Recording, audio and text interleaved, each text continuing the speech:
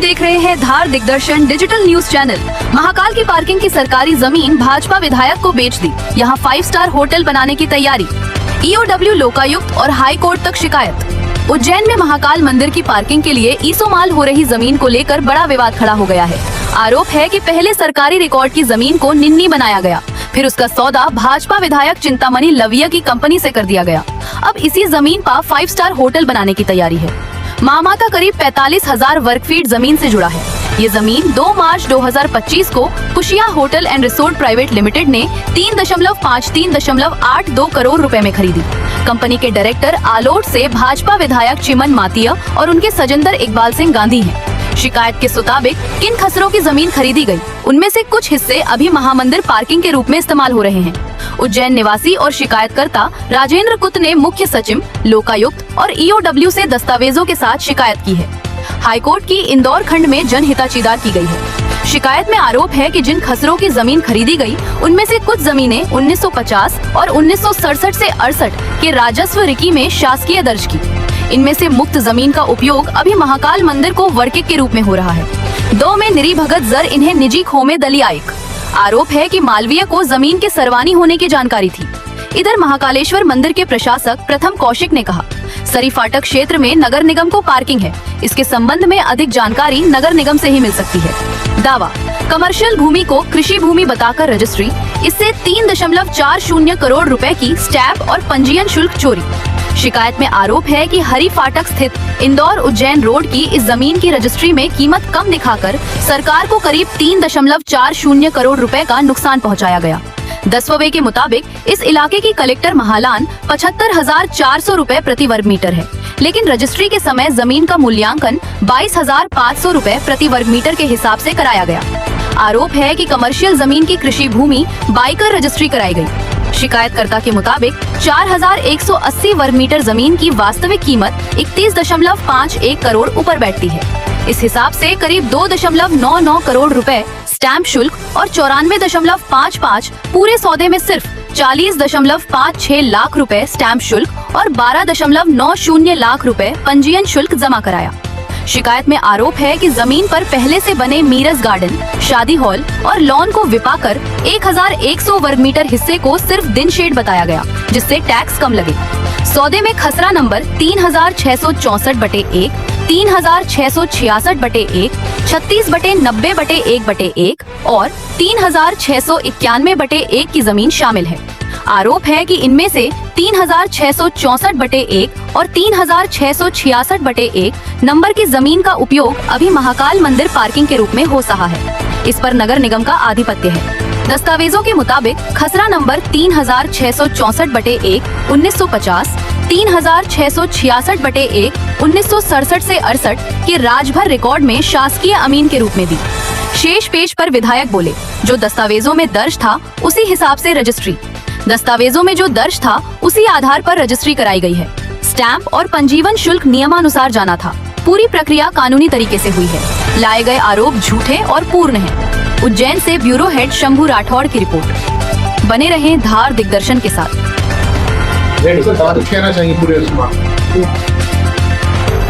देखिए, कुल करके जब भी कोई जमीन ली जाती है तो उसकी 50 साल की 75 साल की सर्च की जाती है, सर्च रिपोर्ट होती है। उसके बाद वो इतने समय तक किसके नाम थी, उसकी हिस्ट्री देखी जाती है। अभी वर्तमान में ज़मीन किस तरह है, अभी वर्तमान में किसके नाम है, ये देख करके ज़मीन खरीदी जाती है।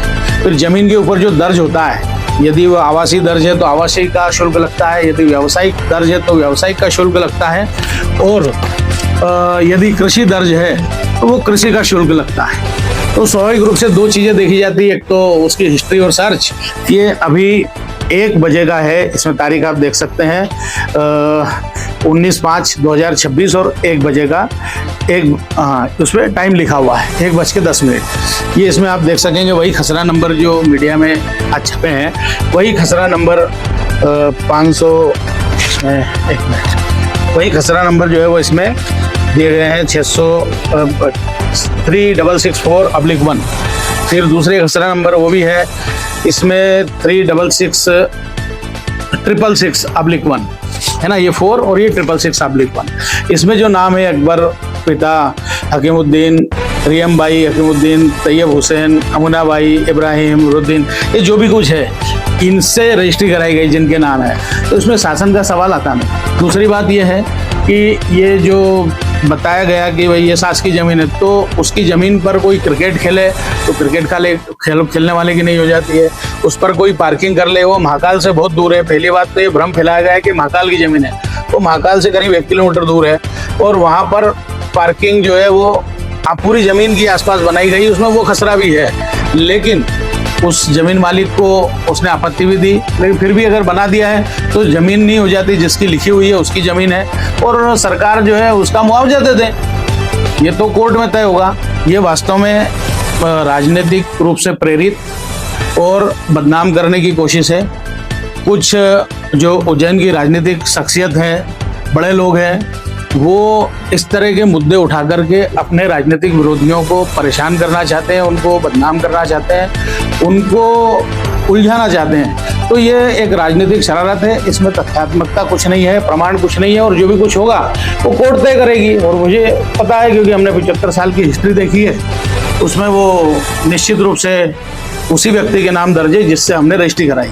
दूसरा, हमने कोई जमीन लेकर अपराध नहीं कर दिया, क्योंकि हमने तो पैसा दिया है, सर्च करा करके रजिस्ट्री कराई है। तो जो भी विषय है जमीन मालिक और उसका तो कोर्ट तय करेगी। तो इसमें शिकायतकर्ता ये आरोप लगा रहा है कि कमर्शियल जमीन को जो है कृषि भूमि बता के उसकी रजिस्ट्री कराई। ये बहुत अच्छा है। ये जो है ये अभी का खसरा है और इसमें ये जमीन दर्ज है कृषि के रूप में, ये देखा जा सकता है।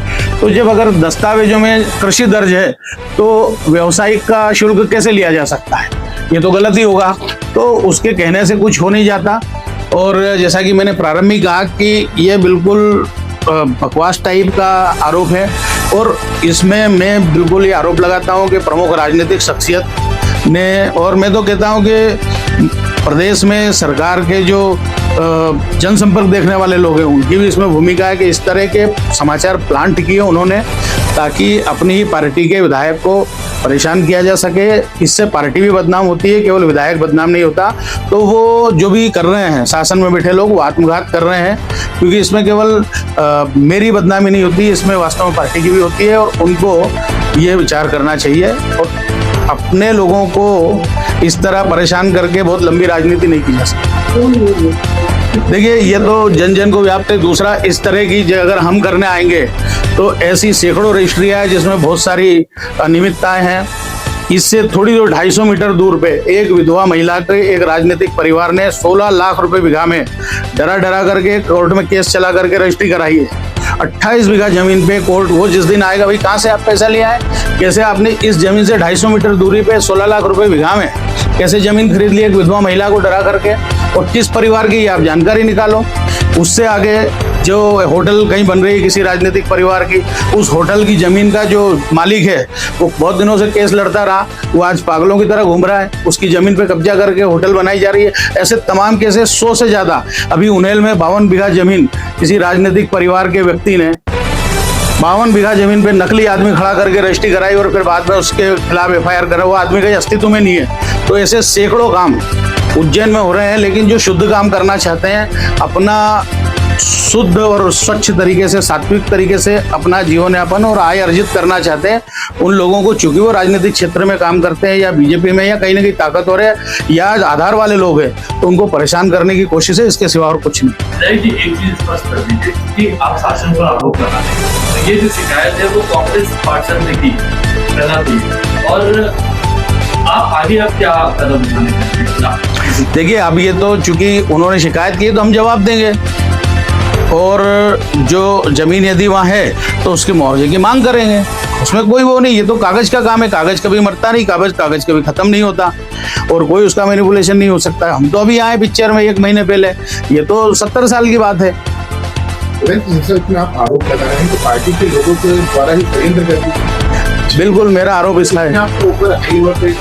वो जो भी है वो समझ रहे होंगे और जनता भी समझ रही है और आप लोग भी समझ रहे हो, लेकिन ये कुल करके मैनिपुलेटेड, ये फैब्रिकेटेड इस तरह के प्रयास हैं, फैब्रिकेटेड आरोप है।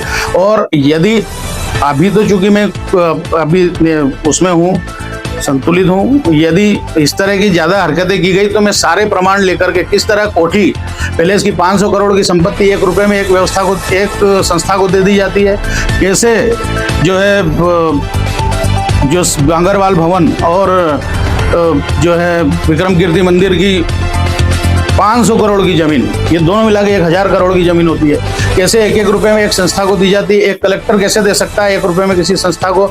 ऐसे तमाम विषय जब ये पिटारा खुलेगा तो बहुत सारे लोग मुंह दबाते नजर आएंगे।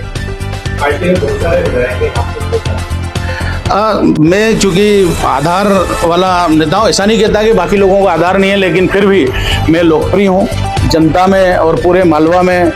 जहाँ भी मैं जाता हूँ लोग मुझसे मिलते हैं, मैं लोकप्रिय हूँ। और जो भी मैं चुनाव लड़ा तो बहुत बड़े मार्जिन से जीता हूँ। मैंने लोकसभा लड़ा तो 3,10,000 से जीता था, मैंने विधानसभा लड़ा तो 69,000 से जीता हूँ। तो चूंकि मैं लोगों में प्रिय हूँ, इसलिए स्वाभाविक रूप से ईर्ष्या और द्वेष है, और उसी की परिणति इस तरह के प्रयास है।